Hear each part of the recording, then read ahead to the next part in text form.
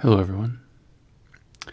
Well, today's video is a little different because of one big fail on my part, or on my equipment's part, and that is I shot this video making a cheesecake and none of the audio recorded. I had all the files, but there was nothing in them. So at least I got the video. So this is a voiceover of me narrating my cooking, or my attempting to cook, a Japanese-style cheesecake, which was a recipe that was suggested to me from one of my subscribers in a comment to one of my other cooking videos. And I enjoyed making it, but it was not necessarily 100% successful, as you will see. So this is a truncated version of the entire video. So this recipe takes 13 egg whites. So what I'm doing right now is separating out the yolks from the whites of the egg. And I will not take you through all 13 of them. It will jump here in a little bit to near the end of me separating out the eggs, because I think this whole project was doomed from the start. I had trouble with the eggs cracking correctly and separating correctly, and so there's no need for you guys to see all of that. You can see a little smear there on the countertop of one of my attempts to crack an egg that was rather explosive. But I'm not a professional chef, so I think anyone who has watched my videos knows that. So now we are down near the end. I have saved some of the yolks out. It takes like 8 yolks in addition to the 13 whites. So that's what that bowl is down at the bottom of the screen. So if you notice anything a little different about my voice, this is the first audio that I am shooting in my new studio setup. I'm in the same room. I've just significantly transformed the way that I am recording the audio, and I'll have more about that in some other videos. So here we have the pan. We're going to start mixing together our wet ingredients, and I'm explaining what we're going to do, and that is mix some milk together with some cream cheese as well as some butter. So this calls for some milk. So we have 2/3 of a cup of milk in there. And surprisingly, for cheesecake, this recipe does not call for a lot of cream cheese. It basically calls for about half a block.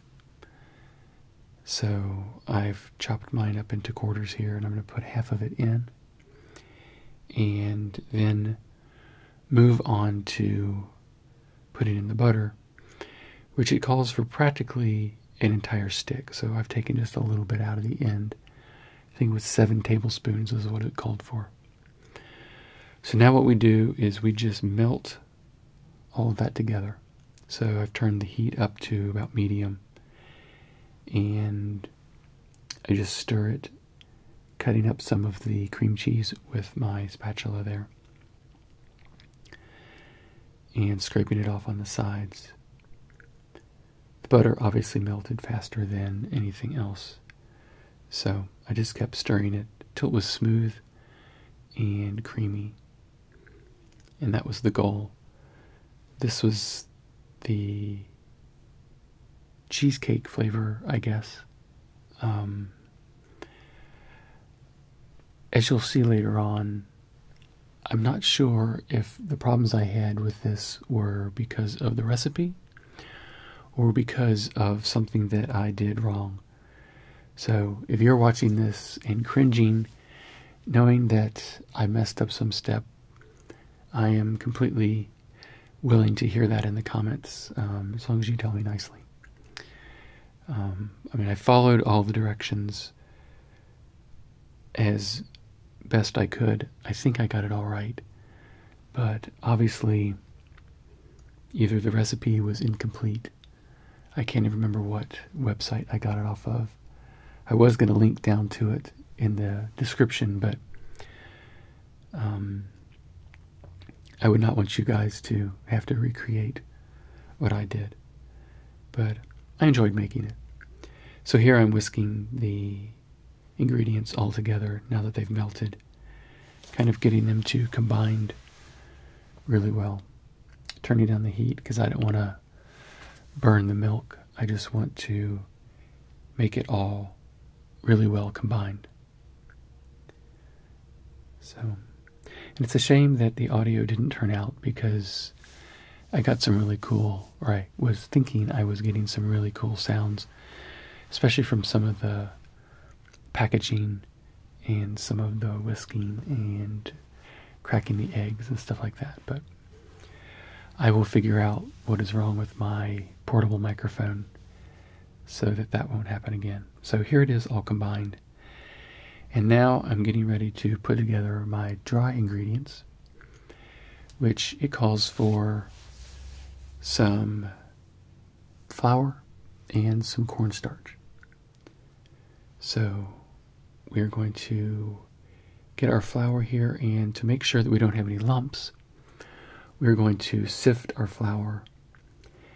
And I used to have a large sifter, but I couldn't find it, so I'm using this little kind of antique sifter to make sure that I get out any lumps that are in the flour and the cornstarch. And it had a really kind of neat sound to it as well. I was kind of interested to see how it would turn out as an ASMR sound, because it was a little scratchy, but also kind of tappy, like a tapping sound. So I will have to feature it in one of my other cooking videos and see what you guys think of the sound. It was pretty effective here with the flour. It sifted through pretty quickly. And you can see here that I have a nice little pile of flour. So now we are going on to the cornstarch. And it's the same amount as the flour. I think it was 1/3 cup. So the cornstarch tends to be a bit more clumpy than the flour, so I didn't want to mix it straight over the bowl and have some clumps fall into it. So I just did it over the countertop here.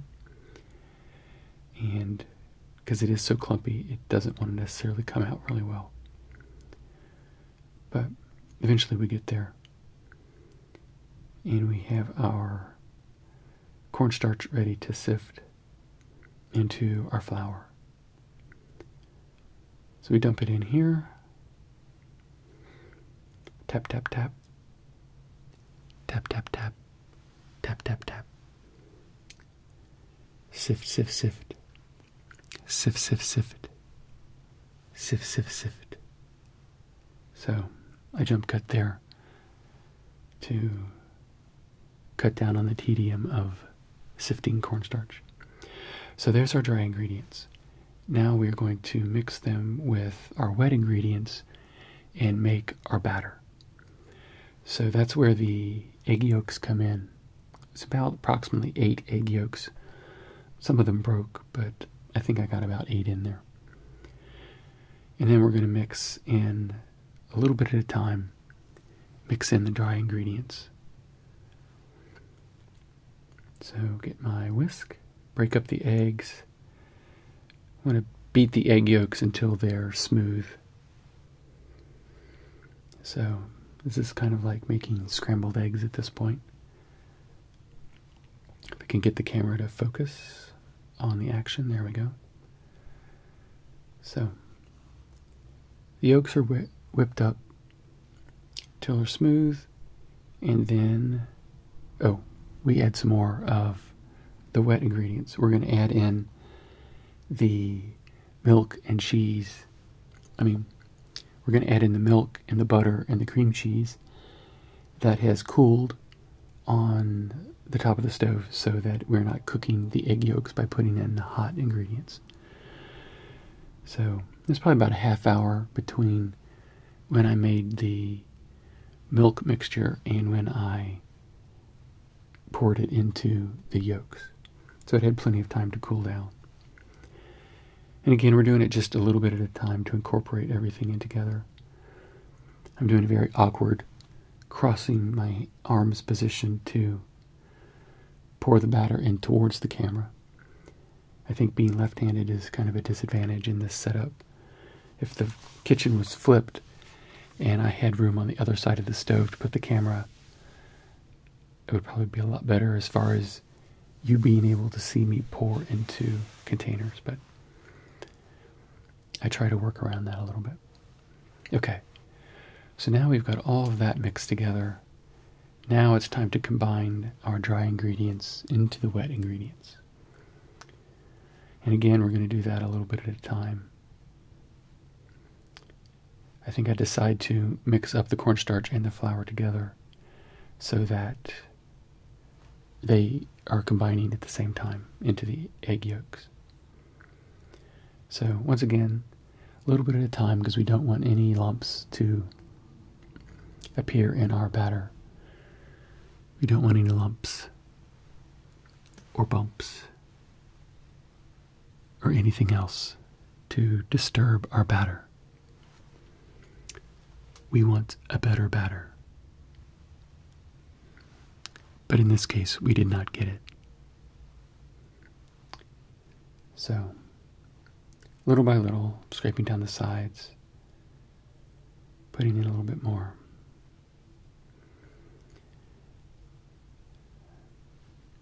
So I think one of the reasons that this recipe had some problems is that there just wasn't enough cream cheese to egg ratio.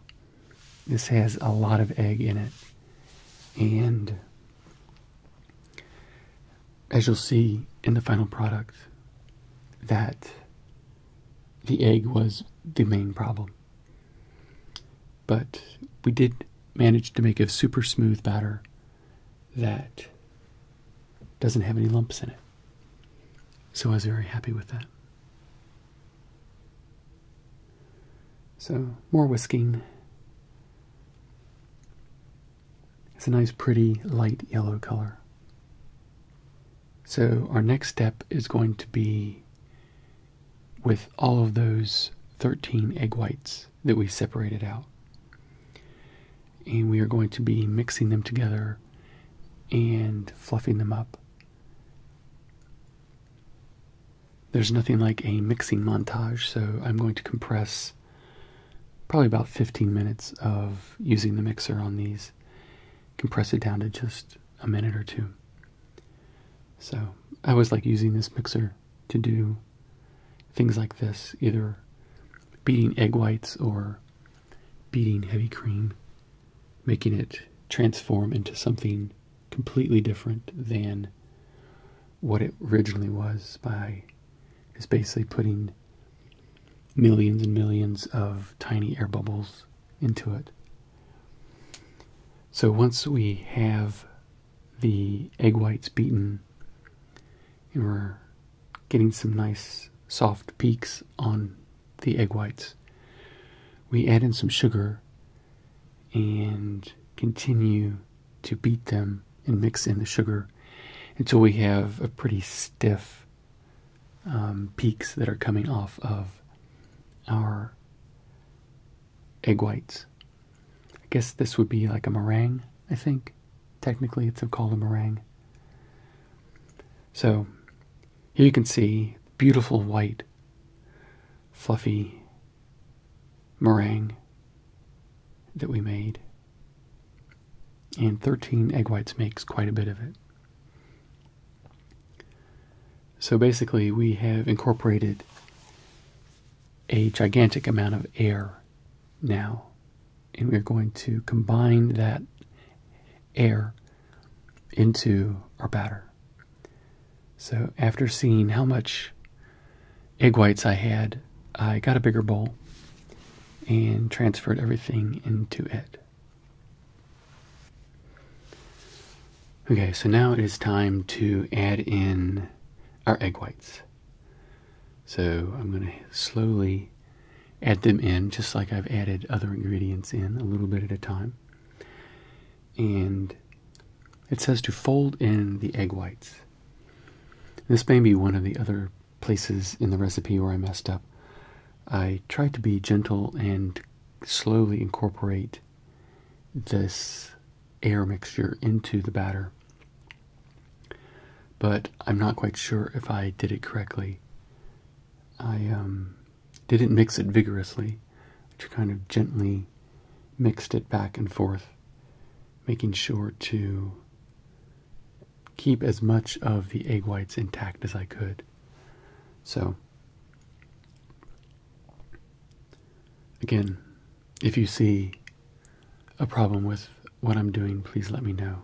I'm sure there's a lot, but anything specifically to why this cake did not turn out as I expected. So here we have it pretty much incorporated. Just taking the last little bit, scraping down the sides, and getting it ready to transfer into our baking pans. So I have 2 baking pans. These are the type of pans that have a bottom that pops out of them. So I've wrapped them in tin foil and then put parchment paper on the inside of them as well, per the instructions. So that'll keep the batter from leaking out and getting all over the place in the stove. So, transferring the batter. Kind of looks like really runny scrambled eggs. Doesn't really look much like a batter. So, there's one done. Time to do the other one. I tasted it here at this point. It tastes pretty eggy. I think it definitely needed more cream cheese to get a cheesecake flavor. So, pouring it in here. Again, trying to be gentle, not being too rough with the batter.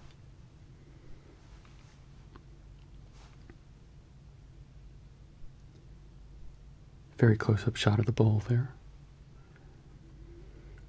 So, in the end, I probably could have put all of this into one cake pan because it really didn't rise that much. But I think it was supposed to rise a whole lot more. So, that's why I made it into 2 pans, because I didn't want it to go all over the place. So again, scraping down the bowl, making sure we've got as much as we can into our baking pans. And then we're supposed to kind of tap it on the counter and get any big air bubbles out. So here I am just kind of shaking it. Again, trying to be gentle, but at the same time tapping it on the counter. That was kind of counterintuitive. So, okay. So I'm going to put it in the oven, and then we'll see the end results in just a few seconds. Here we go. So the recipe called for putting these baking pans on a baking sheet with 2 paper towels underneath them and 1 inch of water covering the bottom of the pans. So I set all that up, and that's why there's a towel underneath the pan so that it can catch the water that was dripping off the bottom of the pan. So taking all that away, the pan is still pretty hot. This is pretty much fresh out of the oven. I've already done the first pan So I'm just showing you the second one. I kind of practiced on how to get it out of the pan with the first one. And it wasn't too difficult. So bring it back over here. I'm going to get a plate to put it on so that we can make some sort of little presentation. At this point in time, I knew that something wasn't right because I had already cut into the first cake that I took out. So with the parchment paper, definitely helped with it not sticking and it coming out pretty easily. So if you're experienced with baking at all, you've probably already looking on this with horror and probably already know what went wrong. So let me get rid of the towel here. And just because the cake was not necessarily exactly what we thought it would be, doesn't mean that we can't make it look pretty. So we're going to put some powdered sugar on it and adorn it with some strawberries.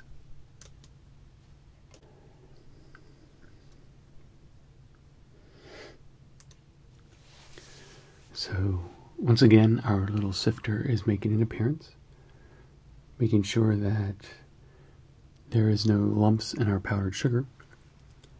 And we're just going to gently sprinkle it all along the top.